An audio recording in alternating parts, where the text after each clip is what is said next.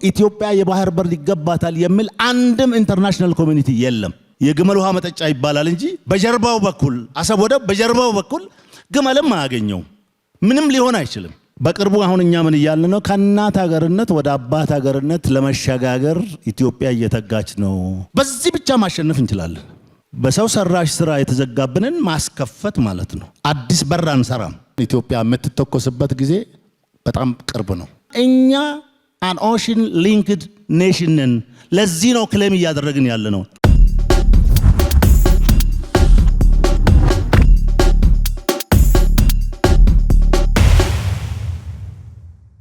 የመጀመሪያው ጉዳይ ባህር በር ምንድነው ነው። እንግዲህ ባህር በር ምንድነው ነው።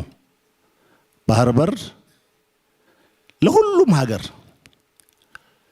ላንድ ሎክድ ለሚባሉትም የባህር በር ላላቸው የባህር በር ቅንጦት አይደለም።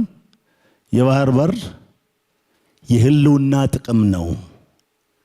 የህልውና ጥቅም ነው ማለት የሃይማኖት አይደለም፣ የፖለቲካ ፓርቲ አይደለም፣ የጎሳ አይደለም፣ የብሔር አይደለም፣ የቡድን አይደለም፣ የሀገር ነው የሚል ነገር መያዝ አለበት።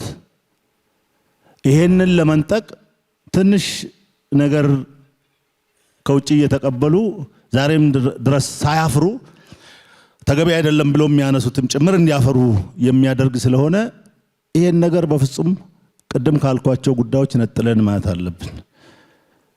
ሃይማኖት፣ ብሔር፣ ጎሳ፣ ፖለቲካ ሊኖር የሚችለው ሀገር ስትቀጥል ነው። የባህር ጉዳይ የህልውና ጉዳይ ነው ማለት የመኖርና ያለመኖር ጉዳይ ነው ማለት ነው። ኖረን የለም ወይ? እስካሁን እየኖርን እኮ አይደለም፣ ትልቅ ዋጋ እየከፈልን ነው። በኢኮኖሚው ረገድ የኑሮ ውድነት ምናምን የሚባለው እኮ የግለሰቦች የመንግስት የምናምን ጣጣ አይደለም። ታሪካዊ ጠላቶቻችን የጠፈጠፉልን እንዲህ አይነት ዋጋ እንድንከፍል ሆን ተብሎ የተሰራ ቅድም አቅራቢው በዚህ አጋጣሚ ላመሰግን ወዳለሁ። በጣም ጥልቅና አስተማሪ የሆነ እውቀት ነው ያካፈሉና ታስቦበት የተሰራ ስለሆነ ዋጋ እየከፈለች ነው ኢትዮጵያ። አድጋለች። አሁን 7 ዓመት ላይ የተመዘገቡ እድገቶች አሉ። በዓለም ደረጃ የፖለቲካ ጉዳይ ያልሆነ የፓርቲ ጉዳይ ያልሆነ ሁሉም የሚመሰክረው እድገቶች አሉ። ዓለም እየመሰከረው ነው ማለት ነው። የዓለም ድርጅቶች ይመሰክሩት አሉ። ቅድም ሲነሳ እንደነበረው ዳግም አድዋዎች በኢትዮጵያ እየተመዘገቡ አሉ። ህዳሴ ግድብ፣ የጋዝ ጉዳይ፣ የከተማ ልማት፣ እርሻ፣ እነዚህ ነገሮች እየተመዘገቡ ናቸው። ኢትዮጵያ በእርሻው ረገድ አሁን በምግብ ራስን የመቻል ይሄ ፉድ ሴኩሪቲ አይነት ስራ ሳይሆን እየሰራች ያለችው ፉድ ሶቨርኒቲ ነው። ፉድ ሶቨርኒቲ ማለት ራስ አመርተህ ራስ ተጠቅመህ ራስህ መመገብ መቻል ነው። ፉድ ሴኩሪቲ ገዝተህም ኢንሹር ማድረግ ትችላለህ። እነዚህ የተመዘገቡ ድሎች ከዚህ በላይ መመዝገብ ይችሉ ነበረ። የባህር በር ቢኖረን ኖሮ እጥፍ ማደግ እንችል ነበረ። አቀጭጮናል፣ ወደ ኋላ ጎትቶናል የሚል ነገር ለማንሳት ነውና ስለዚህ ህልውና ነው ሲባል እስትንፋሳችን ስለሚንቀሳቀስ እንደ ሀገር እየቀጠልን ስላለን እሱ ማለት አይደለም። ትንሽ ቆይተን ላንቀጥል እንችላለን የባህር በር ካሌለን። ይሄንን በማወቅ ነው እንግዲህ የዓለም መንግስታት 2 ህግ አወጡ። አንዱ ህግ ላንድ ሎክድ የሆኑ ሀገሮች ምን ማድረግ ይችላሉ? የባህር በር ማግኘት ይችላሉ፣ ህጋዊ መሰረት አለ ብሎ በዓለም ህግ የወጣው ሲፈጠሩ ያለ ውሃ የተፈጠሩ ሀገሮች ውሃ እንዲያገኙ ነው። የውሃ አክሰስ እንዲያገኙ ነው። የባህር በር እንዲኖራቸው ነው። ይሄ ህግም ይደግፈናል። የኢትዮጵያ ኬዝ ግን ስፔሻል ኬዝ ነው። እኛ ከውሃ ጋር ነው የተፈጠርነው። እኛ ከውሃ ጋር ነበርን። ውሃው የኛ ነበረ፣ ወደቡ የኛ ነበረ። ስፔሻል ኬዝ ስለሆነ ደብል መብት አለን እኛ። ለመጠየቅ ምንድነው ስፔሻል ኬዝ ማለት? ምንም በማይታወቅበት በስልክ ይለቅ ተነጋግረው ይለቅ በሆኑ ግለሰቦች ያለቀ ጉዳይ ስለነበረ የኢትዮጵያ ሕዝብ ኢንቮልቭድ ስላልሆነ በዚህ ጉዳይ የዓለም መንግስታት ኢንቮልቭድ ስላልሆኑ ክሌም ማድረጋችን እጃ ጨብጭቦ ነው የዓለም ሕዝብ የሚቀበለን። ቅድም ስለ ዲፕሎማሲ ይነሳ ነበረ። ላረጋግጥላችሁ የምወደው ይሄ ስፔሻል ኬዝ የሚባል በመኖሩ ምክንያት ዛሬ በቴሌቪዥን መስኮት ወጥቶ ኢትዮጵያ የባህር በር ይገባታል የሚል አንድም ኢንተርናሽናል ኮሚኒቲ የለም። ይሄን ላረጋግጥላችሁ። ይሄ ማለት በዚህ በሁለት በሶስት ዓመት በተሰራው ስራ ደግፈውናል የዓለም መንግስት እያልኳችሁ ነው። ተቀብለውናል እያልኳችሁ ነው። ይገባታል እያሉ ነው እያልኳችሁ ነው። ስለዚህ ጥርጥር የለውም። በዲፕሎማሲ መንገድ መጨረስ አለብን ብለን ስንልም ከዚህ ጀርባ ይሄ እውነት ስላለ ነው። ከዚህ ጀርባ ይሄ ኃይል ስላለ ነው እና በዛ የማለቅ ጉዳዩ ሰፊ ነው። ለምን ኢትዮጵያ ስፔሻል ኬዝ አላት፣ የተለየ ኬዝ አላት። በቻውቻው ነው ያለቀው ጉዳዩ እንጂ ህጋዊ ማዕቀፍን ተንተርሶ ያለቀ ጉዳይ አይደለም። ሳቦታጅ ነው የነበረው የሚለውን የዓለም ማህበረሰብ ስለሚያውቅ ተቀብለውናል። እንዴት ወደ ፍጻሜ ይመጣል? ሂደት ይጠይቃል። ስለዚህ ሁለቱን ለይታችሁ እዩ። አሁን ለምሳሌ ዩጋንዳ ከኬንያ ለመጠቀም እየጠየቀች ነው። ዩጋንዳ ላንድ ሎክድ ናት። የዩጋንዳ ኬዝ ሌላ ነው። ስትፈጠርም ከባህር በር ጋር አልተፈጠረችም። ሌላ ኬዝ ነው። እሱም ቢሆን የዓለም አቀፍ ህግ የዩኤን ህግ ይፈቅዳል። ደሃው የሚል ነገር የሚታይ ነው የሚሆነው። የኢትዮጵያ ኬዝ ግን ነበረን፣ ተዘጋብን፣ ነበረን፣ ተነጠቅን። የወንድሜን ቅድም እዚህ ጋር የነበረውን ሐሳብ የሚጋራው ኢትዮጵያ ኢዝ ኖት ላንድ ሎክድ ኔሽን። ላንድ ሎክድ አይደለንም እኛ። ራዘር እኛ ኦሽን ሊንክድ ሀገር ነን። ዊ አር አን ኦሽን ሊንክድ ስቴት። ኢትዮጵያ ነበራት፣ አሁንም ጉዳዩ ያልተፈታ በመሆኑ እንጂ እኛ ላንድ ሎክድ አይደለንም። ዝም ብሎ እዛ ላይ ጽፎት ሊሆን ይችላል። ለምንድን ነው እንደዚህ የምለው? ላንድ ሎክድ በኔቸር አለ። እነዛ ቅድም ሲዘረዘሩ የነበሩ ሀገሮች ናቸው። ላንድ ሎክድ በሰው ሰራሽ ላንድ ሎክድ አይባልም። በመሆኑም ምክንያት እኛ አን ኦሽን ሊንክድ ኔሽን ነን። ለዚህ ነው ክሌም እያደረግን ያለ ነው የሚለውም ይያዝ። አይ ጉግል ብናደርግ ላንድ ሎክድ ነው የሚለው they said it we don't have to accept። እኛ መቀበል የለብንም። ላንድ ሎክድ አይደለንም። ኦሽን ሊንክድ ሀገር ነን እኛ። እሱን ነው ቅድም ወንድሜ ሲያቀርብ የነበረው። ታሪክ የሚባለው እንዲሁ ታሪክ ምናብ ሳይሆን ታሪኩ ምንድነው? ኦሽን ሊንክድ ናት ኢትዮጵያ የሚለውን ለማንሳት ነው። በዚህ ብቻ ማሸነፍ እንችላለን። በዚህ ጉዳይ ብቻ ማሸነፍ እንችላለን። ይሄንን ያዙ። ገና የሆነ አዲስ ነገር እንደምንጠይቅ ሳይሆን ኦሽን ሊንክድ የነበርን ሀገር በሰው ሰራሽ ስራ የተዘጋብንን ማስከፈት ማለት ነው። አዲስ በር አንሰራም፣ አዲስ ሳንቃ አንሰራም። ያችን የዘጓትን ወይ በቁልፍ መክፈት ነው ከዓለም አቀፍ ማህበረሰብ ጋር። ይሄ ማለት ጦረኝነት ምናምን ማለት አይደለም። ጦረኛ ምናምን ማለት አይደለም። ጦር እያለን ነው መንግስት በዲፕሎማሲ እየጠየቀ ያለው። እኔ እንኳን በሰጠሁት ኢንተርቪው እኛ አሁን ይሄን ነገር ማሳካት የምንፈልገው በዲፕሎማሲ ነው፣ ቅድሚያ የምንሰጠው ዲፕሎማሲ ነው። እኔ ዲፕሎማሲ ሰራለሁ፣ ሁሉም የዓለም ሀገራት የሚሉት እናንተ ብቻ በሰላም መንገድ ወደዚህ ጋር ግቡልን እንጂ እኛ እናስፈጽማለን ነው የሚሉት። ስለሚወዱን ስለሚጠሉን የሆነ ነገር ከኛ ስለሚጠቅሙ አይደለም። ሐቅ ስላለን እውነት ስላለን ነው። ሐቁ ምንድን ነው? ያቺ ስፔሻል ኬዝ ናት። ያንን መያዝ በጣም ተገቢ ነው የሚሆነው። ቀጥሎ የባህር በርን ለማግኘት የዓለም ሕዝብ ሁለት እንትን ይጠቀማል። ሁለት ሞዳሊቲዎች ይጠቀማሉ። እንዴት በአማርኛ እንደሚለው እንጃ። ሁለት አፕሮች ይከተላሉ። ሁለት መንገድ አለ። አንደኛው ኮሜርሻል ነው። ምክንያት አለኝ ይህን ሳነሳ። ኮሜርሻል አፕሮች ማለት ከሶቨርኒቲ ጋር ምንም አይገናኝም። አሁን የሶማሌላንድ ስናሰራ ማነው ሲጀመር እነኚህ ጠላቶቻችን ጮሁ አስጮሁ። it has nothing to do with sovereignty። ኮሜርሻል አፕሮች ማለት ልክ ሞል ሰርተህ ሞል የምትሰራው ሞል ውስጥ የሚሸጠውን ነገር እንዲገበያይ ሰው ለማድረግ ነው እንጂ ሞሉን ለሙዚየም አይደለም የምትሰራው። የሆነ ሀገርም አቅሙ ኖሮት ገንዘቡ ኖሮት አክሰሱ ኖሮት የባህር ወደብ ሲሰራ እንደ ሞል ነው እንደማለት ነው። ይሄ ትርክት ምናምን አይደለም፣ እውነት ነው። እንደ ሞል ነው። ምክንያቱም መጥቶ የሚገዙት መጥቶ የሚጠቀሙበት አካል ስላሉ ገንዘብ ለማግኘት ይሄን ይሰራሉ። ኢትዮጵያ ይሄኛውን ተውት፣ ይሄ ጓዳችን ያለውን ነገር ተውትና 3-4 ባህር በር ከዚህ በኋላ በኮሜርሻል ሞዳሊቲ ብንፈልግ ይመጥነናል። we are a big nation፣ ትልቅ ኔሽን ነን እኛ። እሱም አለ ልላችሁ ነው። አሁን እዚህ ቲክቶክ ላይ በሚባለውና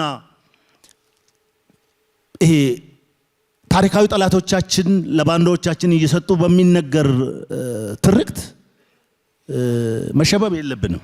ይቻላል ነው፣ እሱ ራሱ ይቻላል። እሱ ራሱ ኢንተርናሽናሊ አክሰፕተብል ነው፣ በህግ አንፃር አክሰፕተብል ነው ኮሜርሻል አፕሮች። የኛ ግን ከዛ የተለየ ስለሆነ ይሄኛውን ስፔሻል ኬዝ ያለበትን ነገር ቀደም ባልኩት መንገድ ማግኘት እንችላለንና በቃ ሁሌ እንደምለው በጠረጴዛ ላይ የተቀመጠ እውነታችን ነውና እሱም መቀናጀታችን የሚቀር ነገር አይደለም። ይሄን በቦልድነስ እንናገራለን። አሁን ድሮ በጓዳ የነበረውን አሁን በግልጽ እንናገራለን። ምክንያቱም we do have special case የሚለውን ያዙ። ስፔሻል ኬዝ የሚባለው ቅድም ስትሉ የነበሩት ጉዳዮች ናቸው። እዛ ነበርን፣ እዛ ህይወት ገብረናል፣ እዛ መስዋዕትነት ከፍለናል፣ ጠብቀናል። ስንወለድ ነው ያየነው እንጂ ከትውልድ በኋላ የመጣ የባህር በር አይደለም የሚለውን ነገር መያዝ አለብን ማለት ነው። ምሳሌ አለው ወይ ዓለም ላይ? 2 ሀገር ላንሳ። ከአፍሪካ ሞሮኮን ላንሳ። ሞሮኮ ለነ ዌስተርን ሰሃራ አካባቢ ላሉ ሀገሮች እንደዚህ ጎረቤታቸው ላሉ ሀገሮች በነፃ የባህር በር ሰጥታለች። ይሄን ለመድረክ ፍጆታ ሳይሆን እዚሁ ሞሮኮ ኤምባሲ መጠየቅ ትችላላችሁ።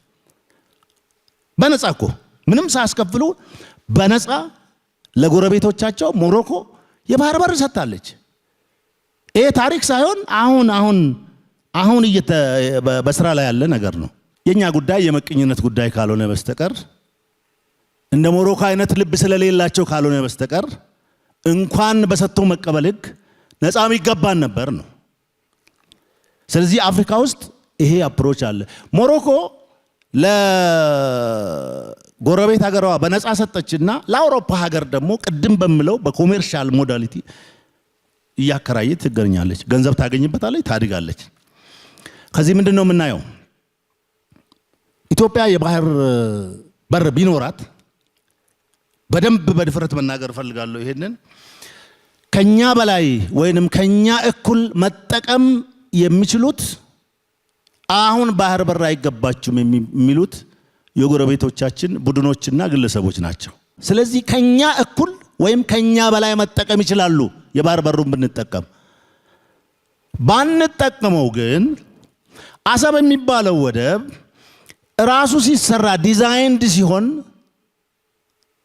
the way it has to only serve Ethiopia ወይም ደግሞ አፋርን ጀምሮ ወደዚህ ያለውን ሀገር ወይም ደግሞ አቅጣጫ ብቻ ሰርቭ እንዲያደርግ ተብሎ ስለተሰራ በዛ በኩል ግመልም አይደርስበትም። አንዳንዶች አሁን የግመል ውሃ መጠጫ ይባላል እንጂ በጀርባው በኩል አሰብ ወደብ በጀርባው በኩል ግመልም አያገኘው፣ ምንም ሊሆን አይችልም። እንዲሁ መበስበስ ካልሆነ በስተቀር ምንም ሊሆን አይችልም። ይሄንንም ያዙ። ይሄ ራሱ በዓለም አቀፍ አንድ መከራከራችን ነው። ጀርባውን ገልብጦ ነው ያለው። በዛ በኩል ምንም ሊሆን አይችልም። ሲሰራ ራሱ ከአፋር ጀምሮ ወደዚህ ያለው ህዝብ እንዲጠቀም ጀምሮ የተሰራ ነው። አሁን እኛ ባንጠቀም እንዲሁ ይበሰብሳል እንጂ ምቀኛ የምንለውም ለዚህ ነው። እንዲሁ ይበሰብሳል እንጂ ምንም ሊሆን አይችልም። ስለዚህ አንዱ መከራከራችን ይሄ ነው የምለው። የመጀመሪያው መከራከራችን ስፔሻል ኬዝ አለው። እኛ ላንድ ሎክድ አይደለንም። እንደገና የምንጠይቀው ነገር የለም። የነበረንን ነገር ነው እናንተ የቆለፋችሁትን ክፈቱ እያልን ያለ ነው የሚል ስለሆነ ይሄንን ዓለም በሙሉ በጆሮውን ሰጥቶ ነው የሚቀበለን። ሁለተኛው ጉዳያችን ደግሞ የምንጠይቀው የባህር በር እኮ አንዳንዶቹ በዛ በኩል ምንም ሊሆኑ የማይችሉ ናቸው። አፋቸውን ከፍቶ ከዚህ በኋላ ያለውን ህዝብ ሰርቭ ሊያደርጉ የተቀመጡ ስለሆኑ ከኛ በላይ እነሱ ይጠቀማሉ የምንለው ነገር የምናነሳው በዚህ ምክንያት ነው። በሌላ በኩል እንደ ዓለም ተመክሮ ሎዋስ የምትባል ሀገር ማንሳት ይቻላል። ቪየትናም ጋር ነው ያለችው። ላኦስ እሷን ማንሳት ይቻላል። ላኦስ አሁን ላንድ ሎክድ ናት። ቪየትናም ጋር ተነጋገሩ። ቪየትናም የሆነ ፓርቱን ከላኦስ ወሰደ። ላኦስ ደግሞ በጣም በሚገርም ሁኔታ የባህር በር በትውስት ሳይሆን በኮሜርሻል ሞዳሊቲ ሳይሆን በአባትነት በባለቤትነት እየተጠቀመች ነው የሚገኘው። ስለዚህ ምኑ ጋር ነው እዚህ አፍሪካ ቀንድ ሲመጣ አዲስ የሚሆነው የሚለውን ነገር ለማንሳት ሁሉም ቅንጅት የግብጽ ጉዳይ ነው። ሁሉም ቅንጅት የታሪካዊ ጠላቶቻችን ጉዳይ ነው። እነሱም የኋላ ኋላ ያምኑታል እንጂ ከነዚህ ከታሪካዊ ጠላቶቻችን በስተቀር ሁሉም የዓለም ክፍል ኢትዮጵያ የባህር በር እንደሚገባት፣ ስፔሻል ኬዝ እንዳላት፣ ወደዚህ መምጣት እንዳለባት፣ መታገዝ እንዳለባት ያምናሉ። ሲጠይቁም ነበረ። ይሄ መያዝ መቻል አለበት ማለት ነው። ለምንድን ነው ታሪካዊ ጠላቶቻችን የምትሉት? ምን ተፈጠረ ምናምን ብትሉ ሲጀመርም የሄደው በእነሱ ነው። ሲሄድም ውጊያ በመካከላችን እንዲቀሰቀስ የሆነ ሩት ኮዝ ሰጥተው እንድንፋጅ ይሄ ነገር እንዲቀነስ እንዲጸነስም ያደረጉት እነሱ ናቸው። አሁንም አገር ቤት በቡድን በፖለቲካ ስም የማይሆን ነገር የማይሆን ትርክት ይዘን የምንፋጀው በምን ጉዳይ ነው? እነሱ በተነሰቱት ጉዳይ ነው። ምክንያቱም እንዲህ ካላደረጉ በስተቀር ኮንቬንሽናሊ በመደበኛ ጦርነት ስለማይመጡ እንዲህ አድርገው ኢትዮጵያን ደካማ ቀና የማትል ክብር የሌላት ቶሎ እንዳታድግ ወደ ኋላ እንድትቀር ሌሎች ግድቦችን እንዳታስብ ለማድረግ ነው የሚሰሩት። የኢትዮጵያ ሕዝብ ግን ጠንካራ ነው። የኢትዮጵያ መንግስት ጠንካራ ነው። እነሱ ስለዚህ ጉዳይ ሲያስቡ አሁን የዘንድሮን የአድዋ በዓል ስናከብር ብዙ አድዋዎችን ማክበር ችለናል። አንዱ አድዋችን ህዳሴ ግድብ ነው። ሌላው አድዋ ቅድም ወንድሜ ሲያነሱት የነበሩት የእንትናችን ጉዳይ ነው፣ የጋዝ ጉዳይ ነው። ሌላው አድዋ የኢትዮጵያ ከተሞች ልማት ነው። ሌላው አድዋ የግብርና ልማታችን ነው። ቅድም ስል እንደነበረው ፉድ ሴኩሪቲ ኢንሹር ለማድረግ ሳይሆን ፉድ ሶቨርኒቲ የምግብ ሉዓላዊነት ለማረጋገጥ እየሰራ ነው። ይሄንንም ያዙ። ስለዚህ ይሄኛው በጣም ቅርብ ነው። አሁን ታዲያ በዚህ ጉዳይ ላይ አንድ መሆን አለብን። ታሪካዊ ጠላት ነው ሲባል አንድ ነው መሆን ያለብን። ምንም ድምር ቅንስ የለውም። ምንም ሌላ ሪሰርች አይሰራም። ታሪካዊ ጠላት አላት ኢትዮጵያ። ምን አይነት ጠላት? የሚያባላ፣ የሚያፋጅ፣ በቡድን የሚያባድን፣ በጎሳ የሚያባድን፣ ኬዝ ሩት ኮዝ የሚሰጥ ኢትዮጵያ እንዳትረጋጋ የሚያደርግ ለዚህ ትልቅ በጀት ትልቅ ሪሰርች መድቦ የሚሰራ ጠላት አላት። የዛ ማሳለጫ መሆን የለበትም የኢትዮጵያ ሕዝብ። የመጨረሻው ነገር ይሄ ብሔራዊ ጥቅም የሚባለውን ነገር ሰው እንዲሁ ንግግር ይመስለዋል። ብሔራዊ ጥቅም የሚባል ነገር ብሮድሊ ወደ ሌቭል ከወሰድነው በሁለት ነው የሚከፈለው። አንዱ የህልውና ጥቅም የሚባል ነው። ሁለተኛው ደግሞ ከዛ በታች ያሉ ጥቅሞች ናቸው። ግን ጎሳዊ አይደሉም፣ ሃይማኖታዊ አይደሉም፣ ክልላዊ አይደሉም፣ መደባዊ አይደሉም፣ ግለሰባዊ አይደሉም፣ ፓርቲያዊ አይደሉም፣ ሀገራዊ ናቸው ሁለቱም። ሉዓላዊ ጥቅም የሚባለውም ሀገራዊ ነው። እንደገና ደግሞ ከዛ በታች ያሉ ብሔራዊ ጥቅሞችም ጥቅሞች ናቸው። በሁሉም ሀገር ሁሉንም የሚያስማማ የመጀመሪያው የህልውና ጥቅም የሚባለው ሰላም ነው። ይሄ መቋጫዬ ነው። ሰላም አሁን የኢትዮጵያ ሕዝብ ሰላማዊ ስለሆነ ሰላም ይናገራል። ሰላም ግን ሳይንስ አፕሩቭ ያደረገው የህልውና ጥቅም ነው። ሰላምና ልማት የማይነጣጠሉ ናቸው። ሰላምና እንደ ሀገር መቀጠልና ያለ መቀጠል የማይነጣጠሉ ናቸው። ስለዚህ ሰላም የመንደር ወሬ አይደለም፣ የፓርቲ አይደለም፣ የሃይማኖት አይደለም፣ የግለሰብ አይደለም። ሰላም የሁሉም ሀገር የህልውና ጥቅም ነው። ምን ማለት ነው የህልውና ጥቅም? ሁሉንም ዋጋ የምትከፍልለት ጥቅም ማለት ነው። ስለዚህ ይሄ ማህበር እንደ ቀድሞ ከዚህም በኋላ ለሰላም የሚከፈል ዋጋን እየተመነ መክፈል አለበት። ትውልዱም እንዲከፍል ማድረግ መቻል አለበት። ያው መንግስታት ይሄዳሉ፣ መንግስታት ይመጣሉ። ድሮም መንግስታት ሄደዋል፣ ድሮም መንግስታት መጥተዋል። አሁንም መንግስት አለ፣ ለወደፊትም መንግስት ይመጣል ይሄዳል። ሁሉም የየድርሻቸውን ሚና ይጫወታሉ። ፓርቲም ይመጣል ይሄዳል። ሰላም የሚባለው ግን በቋሚነት ለአንድ ማህበረሰብ፣ ለአንድ ህብረተሰብ፣ ለአንድ ሀገር የሚያስፈልግ ምን አይነት ጥቅም ነው? የህልውና ጥቅም። የህልውና ጥቅም ማለት የሁሉንም ቤት የሚያንኳኳ ጥቅም ነው። ስለዚህ አሁን አገር ቤት ሽፍታ ስንመታ እንደ ወታደር ኑ ወደ ድርድር ሲባሉ እምቢ ምሉትን አሳደን ህዝብ አታሰቃዩ ብለን እንትን ስንል ስም ይሰጡናል። ሀገር ከተበጠበጠች አንድ ጀንበር ይበቃታል። ከረባት አስሮ ተውቦ መውጣት የለም። ልጆች ትምህርት ቤት ማድረስ የለም። በሰላም ውሎ ማደር የለም። ማንም አያድነንም። ማንም አያድነንም። ስለዚህ ምድርን በሰላም የፈጠራት ፈጣሪ ሰው ደግሞ ሰላሙን እንዲጠብቅ ቻንስ ኦፖርቹኒቲ ሰጥቷል። እንደየእምነታችሁ ለዛ ሁሉም ዜጋ ዋጋ መክፈል አለበት። ሰላም የመከላከያ ብቻ አይደለም። ሰላም የአገር የሚያስተዳድር የፖለቲካ ፓርቲ ጉዳይ ብቻ አይደለም። ሰላም አገሪቷን እየመራ ያለው ጠቅላይ ሚኒስትር ጉዳይ ብቻ አይደለም። ሰላም ደግሞ የውጪ ጠላት ምናምን አይደለም። ሁለት አይነት አፕሮች አሉ። ቅድም ብያለሁ። ወይ መጥቶ በኮንቬንሽናል ወይ በመደበኛ ይዋጋሃል፣ ወይ ደግሞ ውስጥ እንድትከፋፈል፣ እንድትባላ፣ እንድትጋጭ ስም ሰጥቶ፣ አሁን ጥሩ ስም ነው የሚሰጡት። በየብሔሩ ጥሩ ስም ይሰጣሉ፣ ጥሩ ሩት ኮዝ ይሰጣሉ። እዛ በኋላ እንባላለን። እንዲህ ያደረጉ ኢትዮጵያን ያዘግሟታል ማለት ነው። ስለዚህ ውጡ፣ ከወሮ አማራ ጫወታ ምናምን እንውጣ። እኛ ሰራዊት እንደዚህ ብለን እንላችሁ እንፈልጋለን። ይሄን አጋጣሚ ተጠቅመን ከብሔር ጫወታ እንውጣ። ሀገር የምትባል ያውለ የእንጀራ ሀገር ሁሉም አለ። አሁን ውጪ ቁጭ ብሎ ኢትዮጵያ እንደዚህ ናት ምናምን የሚል ሁሉ የእንጀራ ሀገር ሁለት ሶስትም አለ። እናት ሀገር አንድ ናት። አንድ እናት ሀገር ነው ያለች። የት በዓለም ላይ ለሁሉም ሰው አንድ እናት ሀገር ነው ያለው።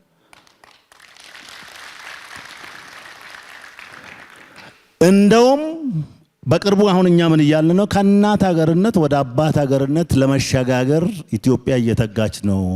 ምንድነው በሁለቱ መካከል ትራንዚሽን ይኖራል። የሆነ ሀገርም እኮ አባት ሀገር ምናምን ብሎ ስል ራሱን ሰይሞ እንጂ ከፈጣሪ አንተ አባት ነህ አንተ እናት ነህ ተብሎ አልተሰጠም። ኢትዮጵያ ግን ትልቅ ናት። ኢትዮጵያ ግን ወሳኝ ሀገር ናት በዚህ በአፍሪካ ቀንድ። ኢትዮጵያ ግን ታሪካዊ ናት። ኢትዮጵያ ግን ጥንታዊ ናት። ኢትዮጵያ ግን ፊውቸሪቲ ያላት ዓለም ራሱ በዚህ ቀጠና የሚመካባት ሀገር ናት። እና የአባትነት ጉዳይ የሚገባት ጉዳይ ነው። እሱ አሁን ቶሎ ስለማይገባን ወደዛ አልገባም። ግን እስኪ በእንጀራ ሀገሩ እና በእናት ሀገር መካከል ያለው ልዩነት ይዘን እንጀራ ሀገር ቁጭ ብለው ኢትዮጵያን የሚያፋጁትን መስማት የለብንም የሚለውን ነገር መያዝ ይጠበቅብናል። የመጨረሻው ቅድም ስል እንደነበርኩት ከዲፕሎማሲው አንፃር መቋጫ ላይ እየደረሰ ስላለ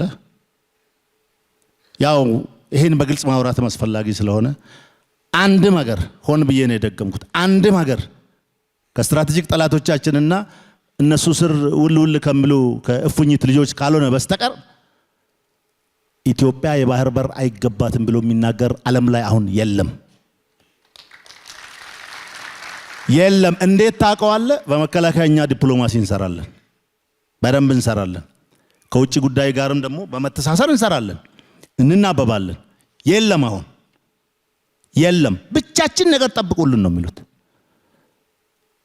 ስለዚህ ዝም ብሎ አየር ላይ የተበተነ ሐሳብ አይደለም በክቡር ጠቅላይ ሚኒስትራችን ልብ የተቀመጠውና አሁን ከኢትዮጵያዊ አጀንዳነት ወደ ዓለም አቀፍ አጀንዳነት ተሻገረው ጉዳይ ዝም ብሎ በአየር ላይ ተበተነ አይደለምና ይሄን ሐሳብ ሰንቀን ይሄን ሐሳብ ይዘን ዓለም ከኛ ጋራ ነው ብለን ይሄ ዓለም እውነቱን ገዝቶታል ብለን እኛ የሀገር ቤት አሳይመንታችንን በደንብ እንጨርስ ብለን የሀገር ቤት አሳይመንቶቻችን ደግሞ የሚሰጡን በጠላቶቻችን ነው ብለን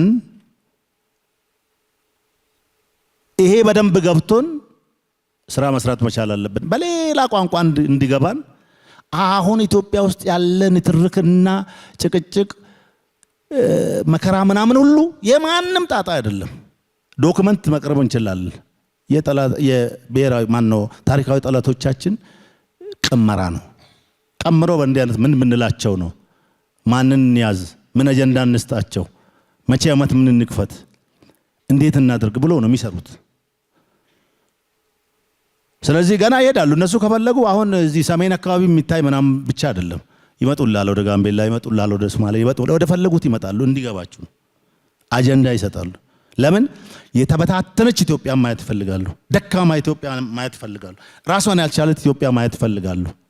ብዙ ደካማ ሀገር በዚህ አፍሪካ ቀንድ እንዲኖር ይፈልጋሉና እቺ እውነት ገብታችሁ ለነገ ልጆቻችሁ እያሰባችሁ አገር የሚለው ነገር ላይ አንድ ቋንቋ ይኖረን፣ ኢትዮጵያ የሚለው ነገር ላይ አንድ ቋንቋ ይኖረን። በአፍ ኢትዮጵያ ማለት ጥቅም የለውም። ለኢትዮጵያ የሚከፈል ዋጋ ሁሉ እንክፈል፣ እንስማማ። ሁሉም አሁን በየጓዳችን በየብሔሩ በየሃይማኖቱ በየምናምኑ የሚነሳው አጀንዳ ከኢትዮጵያ በታች ነው።